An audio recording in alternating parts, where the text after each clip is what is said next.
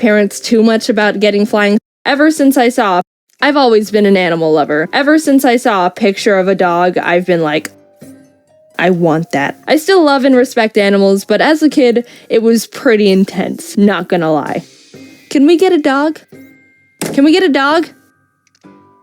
Can we get a dog? My parents had to sit through years of that until my dad finally couldn't handle it anymore and got me one for my 7th birthday against my mom's will. Before that, they tried everything to make me stop, besides getting me a dog. And by everything, I mean a bunch of fish.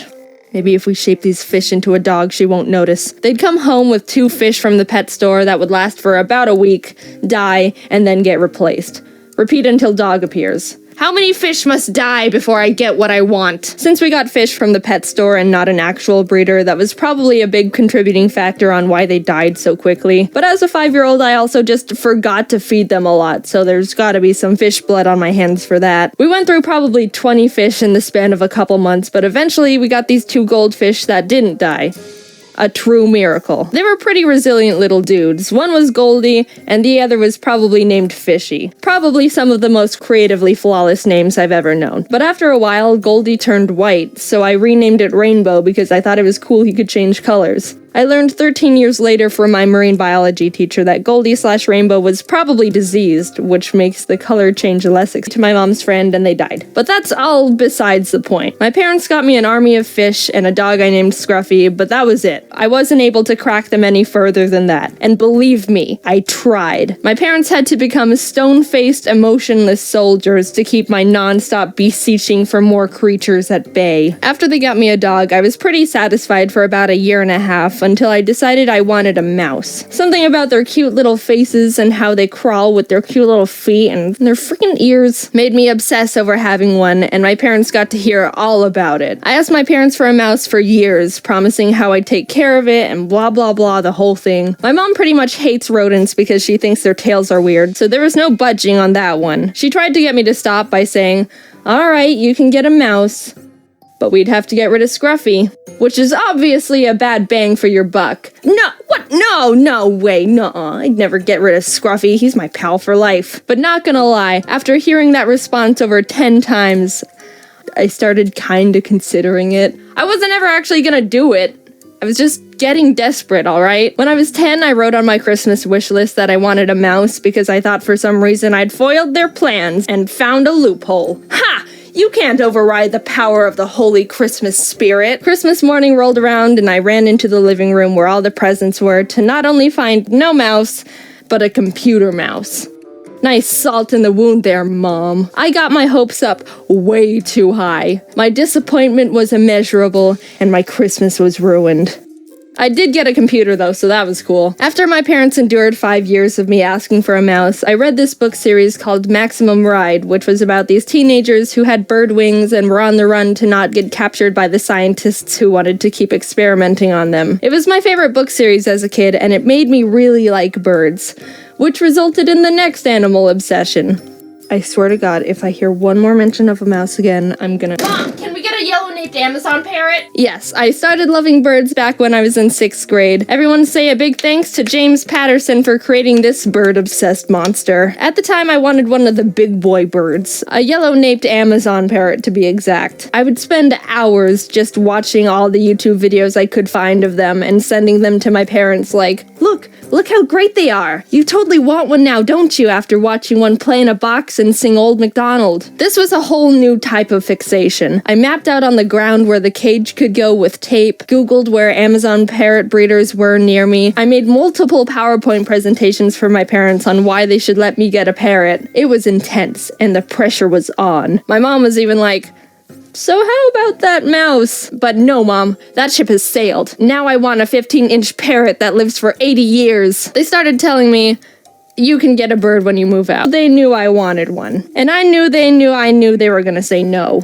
So I guess I just kept that one a bit more internal. During the summer, we would visit my family in Canada, and my cousin Peyton was really obsessed with ferrets at the time. So we would spend literally entire days on the computers together, researching ferrets and flying squirrels, and Amazon parrots because they were still my number one obsession, let's not forget. We wrote down general facts we learned in Word documents, planned out how to care for them, added up how much money they cost, including cages, food, bedding, etc., etc. We were the same amount of obsessed. It was a lot of fun, actually. We bonded a lot during those times, and she's still one of my best friends. She also never got a ferret, so sad times there. Peyton also got a rat named Lola, and that made me really want a rat, which of course meant Mom! Lola was so sweet and smart, and I always wanted to play with her. But that's also true with almost anyone's pets. If I come over to your house and you have any type of pet, I will be personally offended if you don't let me play with it for at least 3 hours. So I did have a small point where I was asking if my parents would let me have a rat, and my mom was like, nope, and I'd be all, but what about the time you were gonna let me get a mouse because I was asking for a parrot? And she would say, nope, that ship has sailed. Touché, mother. During 10th grade, I was also starting to really like raccoons. I thought they were sneaky and cool, and I googled if people had them as pets as a random, not serious thought. But surprise, surprise, some people do have raccoon pets. Just kidding, they rip up couches and dig holes in walls, and I'm not that devoted to raccoons. But I still dreamed about having a raccoon buddy someday. Finally, I graduated from high school and moved into a dorm in college that didn't allow pets, which was torture for me. I waited all this time to move out, and I'm still not able to bring a horde of mice, rats, birds, sugar gliders, and maybe a raccoon into the rooms. But YouTube started kicking off shortly after, and I moved back in with my parents to pursue that. Flash forward a bit, and I was finally able to get Ari. After 10 years of wanting a bird, I'd finally done it. And what a gander he is. Was he worth the wait? No, he's a dumb bird. You're good. You're a good bird. I'm not currently looking to get any more animals right now, even though I really want them. I have Ari, and he's already enough of a handful, so I can't commit to anything else right now. I am gonna get a dog eventually, that's a promise. And I do really like reptiles, so I've done my fair share of research on skinks, but that's only a 30% chance to actually happen. I haven't really grown out of my animal phase. I've just become a mix of that and my parents, still hopelessly entranced by creatures, but also being the one who has to tell myself no because I have other stupid responsibilities. Hopefully when I have kids, they won't be as animal obsessed as I am, because I don't think I have the strength my parents had to be able to say no to any animals they ask for. Thank God my parents were responsible and never got me animals just because I asked for them. Otherwise, I'd be living in a zoo. Now, I know you guys, and this is absolutely gonna trigger a bombardment of tweets to me with pictures of the pets you have, and all I can say to that is, bring it on. It took a while, but the Ari bags and a lot of other new things are now being sold on the shop, so you might be interested in some of that. I'm sorry it took a while to get finished, but I hope you like the stuff. That's all I want to say for now. Yeah, bye. I am... That's so stupid.